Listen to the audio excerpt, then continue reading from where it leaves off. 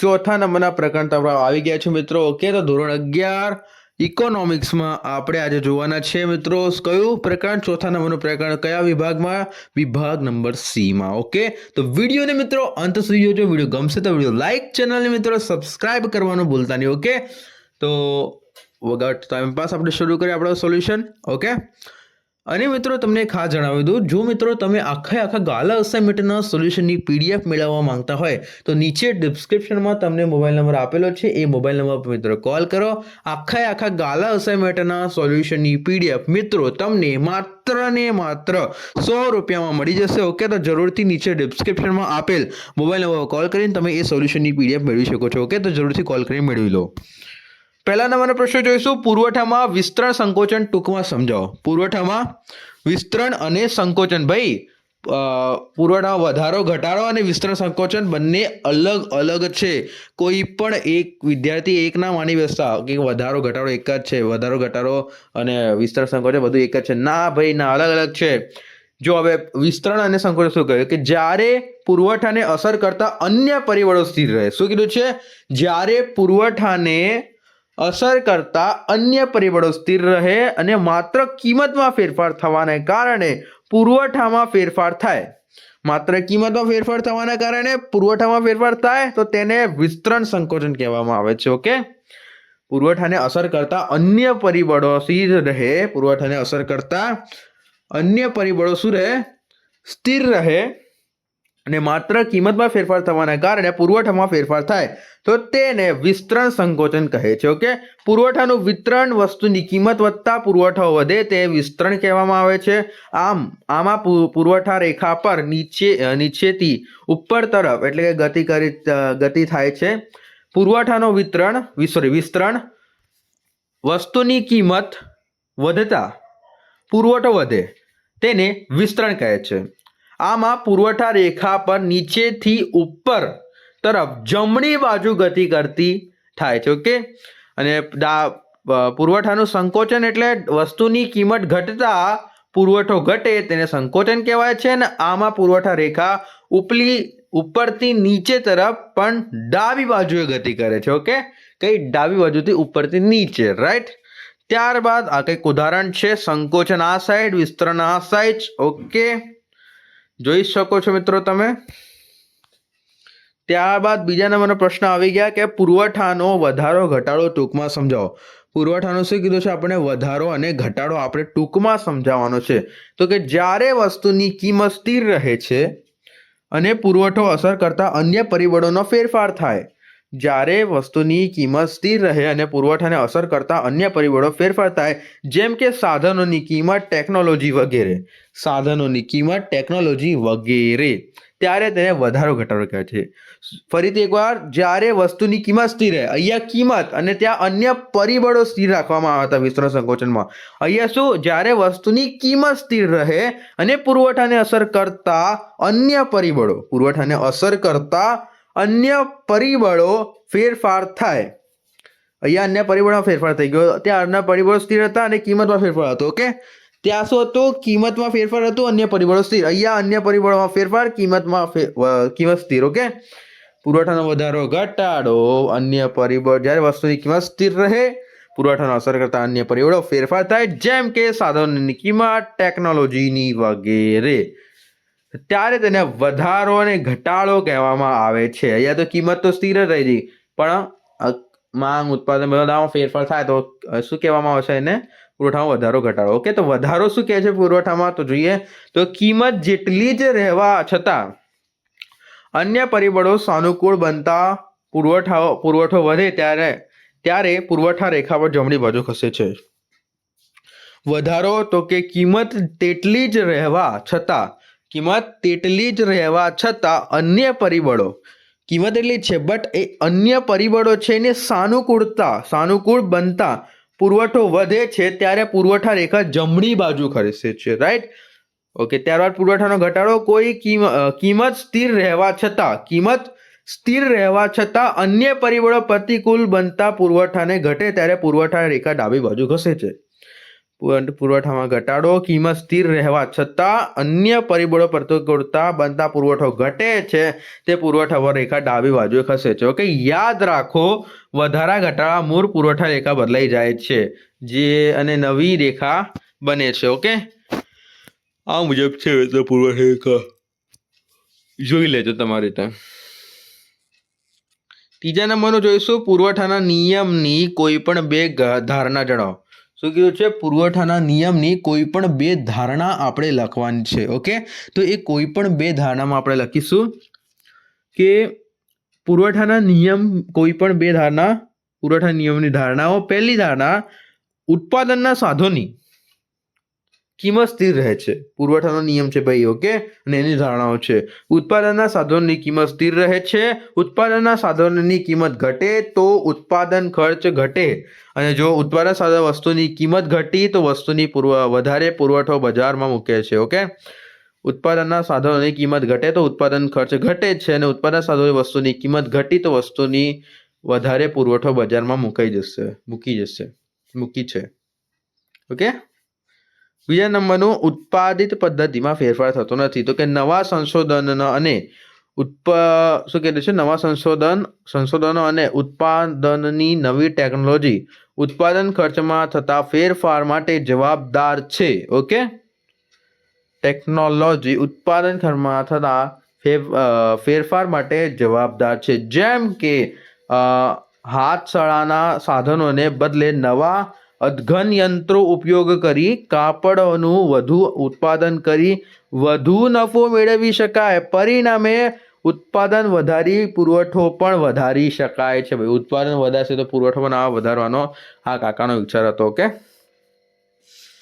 ત્યારબાદ આના પછીનો પ્રશ્ન આવી ગયા ચોથા નંબરનો, અને એ મિત્રો તમે આ જોતા પહેલા જો તમે આખા ગાલા અસાઇનમેન્ટના સોલ્યુશનની મિત્રો PDF મેળવવા માંગતા હોય તો નીચે ડિસ્ક્રિપ્શનમાં તમને મોબાઈલ નંબર આપેલો છે. એ મોબાઈલ નંબર મિત્રો કોલ કરો. આખા ગાલા અસાઇનમેન્ટના સોલ્યુશનની PDF મિત્રો તમને માત્ર ને માત્ર 100 રૂપિયામાં મળી જશે. ઓકે, તો જરૂરથી નીચે ડિસ્ક્રિપ્શનમાં આપેલ મોબાઈલ નંબર પર કોલ કરીને આખા ગાલા અસાઇનમેન્ટના સોલ્યુશનની PDF મિત્રો મેળવી લેજો. ઓકે, જોઈએ એના પછીનો ચોથા નંબરનો, પુરવઠાને અસર કરતા વસ્તુની કિંમત સિવાયના માત્ર પરિબળો જણાવો. શું કીધું છે? માત્ર પરિબળો. તો તમારી મમ્મી પણ ધ્યાન રાખવાનું છે આમાં, ક્યાં ગયા સાંભળતા હશો તો. સોરી, અરે યાર, થોડુંક ઊંઘમાં આવી ગયું, તો એડિટ કરીશું આપણે સવારે. વસ્તુની કિંમત સિવાયના પરિબળો, તો કે ઉત્પાદનના સાધનોની કિંમત. શું કીધું છે આપણને? ઉત્પાદનના સાધનોની કિંમત. ઓકે, વસ્તુની કિંમત સિવાયના પરિબળો છે. શું છે કિંમત સિવાયના પરિબળો? શું છે? પહેલું, ઉત્પાદનના સાધનોની કિંમત. ઓકે, બીજું, ટેકનોલોજીની કક્ષા. ત્રીજું, અવેજી વસ્તુનું શું કિંમત? ભવિષ્યના ભાવો અટકળો. ત્યારબાદ પાંચમું, અન્ય પરિબળો છે તમારા માટે. ઓકે, અન્ય પરિબળો પણ તમે એમાં લખી શકો છો. પાંચમા નંબરનું જોઈએ ને મિત્રો, જો તમે આખા ગાલા અસાઇનમેન્ટના સોલ્યુશનની PDF મેળવવા માંગતા હોય તો નીચે ડિસ્ક્રિપ્શનમાં તમને મોબાઈલ નંબર આપેલો છે. એ ફોન નંબર મિત્રો કોલ કરો. આખા ગાલા અસાઇનમેન્ટના સોલ્યુશનની PDF તમને મિત્રો માત્ર ને માત્ર 100 રૂપિયામાં મળી જશે. ઓકે, તો જરૂરથી નીચે ડિસ્ક્રિપ્શનમાં આપેલ મોબાઈલ નંબર કોલ કરી આખા ગાલા અસાઇનમેન્ટના સોલ્યુશનની PDF મેળવી લેજો. ઓકે, પુરવઠાના નિયમ કયા પ્રકારની વસ્તુ માટે અપવાદ છે? પુરવઠાનો જે નિયમ છે કયા પ્રકારની વસ્તુ માટે શું છે? અપવાદ છે. તો કે પુરવઠાનો BM નીચે મુજબ વસ્તુના માટે ઉપવાદ છે. કયા મેડમ માટે ઉપયોગ છે? કયા પ્રકારની વસ્તુ માટે અપવાદ છે? ઓકે, તો આમાં જોઈએ આપણે તો કે અલભ્ય વસ્તુ કિંમત એટલે કિંમત ગમે તેટલા વધારો કરવામાં આવે તોફાન તેમનો પુરવઠો વધારી શકાતો નથી. જેમ કે પ્રાચીન કાળમાં સિક્કાઓ, હસ્તપ્રતો, મૂર્તિઓ, કલાકૃતિઓ વગેરે વસ્તુઓનો કિંમત વધવા છતાં તમે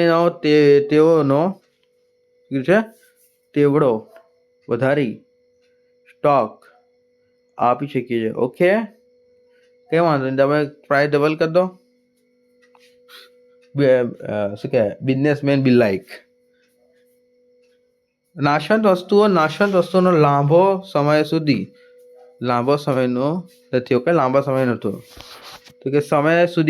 સંગ્રહ કરી શકતા ન હોય તેના માટે ટેકનોલોજીના ઉપયોગ આવી જ વસ્તુઓનો શિકાર છે. Okay,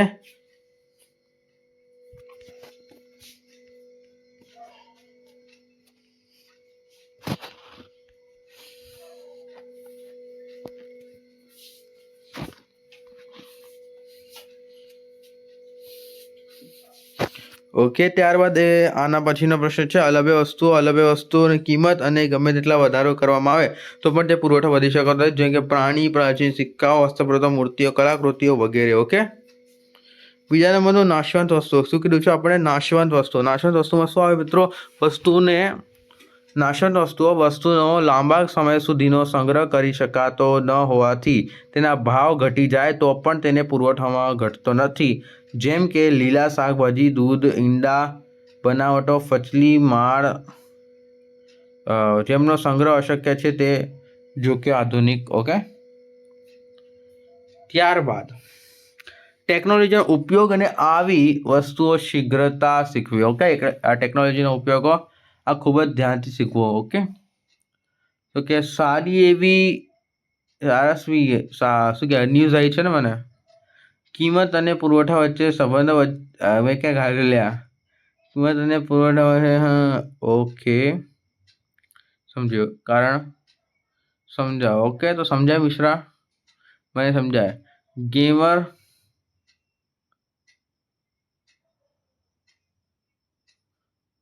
okay. ત્યારબાદ વસ્તુની કિંમત વધતા નફામાંથી શું કીધું છે? વસ્તુની કિંમત ઘટતા છાસ પીવાઈ ગયું છે. ઓકે. ત્યારબાદ હવે સાદી બ્લોક શું જોવો છો તમે? જવા દો. પુરવઠાનો રેખાનો ઢાળ કેવો હોય છે? પુરવઠા કરે છે જોરદાર. ત્યારબાદ મિત્રો આ જે રહી ગયો તો, જેમ જેમ વસ્તુઓ માટે વધારે થાય છે એમ કિંમત તેમ વસ્તુના પુરવઠામાં પણ વધારો થશે. શું કીધું છે? વસ્તુની કિંમતમાં ફેરફાર થાય છે તો વસ્તુના પુરવઠા તરફ બી ફેરફાર જોવા મળશે તને થોડુંક. ઓકે. 8મા નંબરનું, શા માટે કંપની ઉત્પાદન કરતાં વધારે હોઈ શકે છે તો કુલ જથ્થા કરતાં વધારે હોઈ શકે કે નહીં? ઓકે, તો કે જો અગાઉથી ઓકે, સમજી લેજો. અગાઉથી ઉત્પાદન વધારે છે. કેટલું છે? 1562. ઓકે, 1562 છે. ત્યારબાદ આપણો કંઈ નહીં, આપણે 2 મોબાઈલની એમ સિરીઝ બનાવીએ. એમાં સાઇન શું? હા, સાઇન તો ચાલે. રેડ પેનથી કહી દો તો ચાલે. ના, હલો. ઓકે, વ્યક્તિગત પુરવઠો અને બજાર પુરવઠો શું છે એ સમજાવવાનું. ઓકે, તો કે વ્યક્તિગત પુરવઠો. ઓકે, હા, કોઈ એક ઉત્પાદિત કે ઉત્પાદન કિંમત વસ્તુ હે. ઓકે. ત્યારબાદ આના પછી બજાર પુરવઠો કોઈ પણ ચોક્કસ સમય માટે ચોક્કસ કિંમત અને ઉપાયો માટે પેઢી દ્વારા ચલાવવામાં આવતા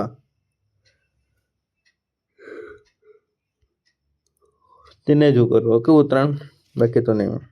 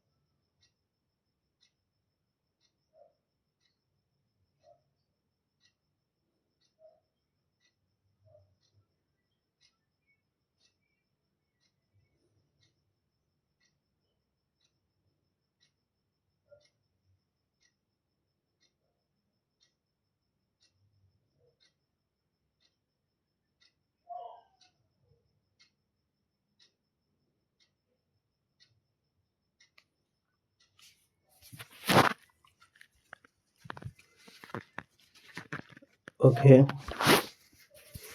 ત્યારબાદનો પ્રશ્ન,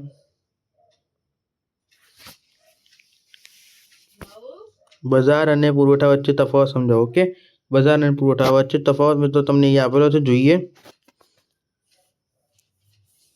જથ્થો અને પુરવઠો. ઓકે, વસ્તુની કિંમત અને ઉત્પાદન જેટલો ભાગ જથ્થો કહે છે. ઓકે, વસ્તુની કિંમત અને ઉત્પાદન જેટલા ભાગને શું કહે છે? જથ્થો કહે છે. અને વર્તમાન તો કે કિંમત અને ઉત્પાદનનો જેટલો ભાગ વેચવાની તૈયારી પુરવઠો કહે છે. વેચવાની તૈયારી શું કહે છે? પુરવઠો કહે છે. જથ્થો કુલ ઉત્પાદન જેટલો અને તેનાથી ઓછો હોઈ શકે છે, પરંતુ ઉત્પાદનથી વધુ ન હોઈ શકે. જથ્થો ઉત્પાદન જેટલો કે તેનાથી શું હોય છે કે ઓછો હોઈ શકે છે, પરંતુ ઉત્પાદન જેટલો નહીં. અને વર્તમાન સમયમાં પુરવઠા કુલ માહિતી ઉત્પાદનના ઓછો અને કુલ ઉત્પાદન જેટલો જ કે કુલ ઉત્પાદનથી વધારે હોઈ શકે છે. ઓકે, ત્યારબાદ ત્રીજા નંબરનો જથ્થો પુરવઠા જેટલો જ અથવા તેનાથી વધારે હોઈ શકે છે, પણ તેનાથી ઓછો નહીં. અને પુરવઠો જથ્થા જેટલો હોઈ શકે છે, પરંતુ જથ્થા કરતાં વધુ હોઈ શકે નહીં. વસ્તુઓની કિંમત વધતા જથ્થો ઘટે છે, વસ્તુઓની કિંમત ઘટતા પુરવઠો વધે છે. ઓકે, મળીએ નેક્સ્ટ વિડીયોમાં આ પ્રકરણમાં 5 માં. ત્યાં સુધી જોડાઈ જાઓ. આપણી યુટ્યુબ ચેનલ પર સબસ્ક્રાઈબ કરી દો, વિડીયો લાઈક કરી દો. ઓકે, અને પીડીએફ માટે કોલ કરી દો નીચે ડિસ્ક્રિપ્શનમાં આપેલ મોબાઈલ નંબર પર.